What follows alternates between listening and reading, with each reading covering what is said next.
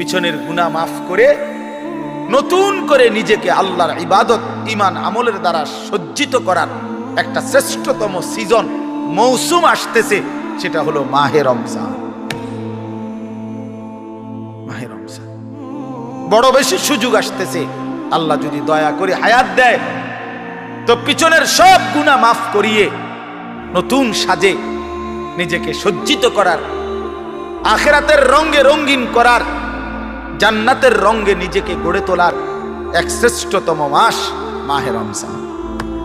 রমজান মানে অন্য কিছু, রমজান মানে ভিন্ন কিছু।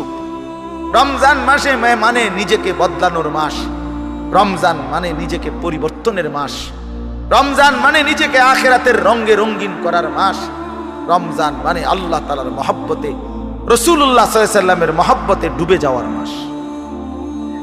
এটা আমাদের সামনে। আল্লাহ আমাদের জন্য রমজানের হায়াত ভিক্ষা দান করেন।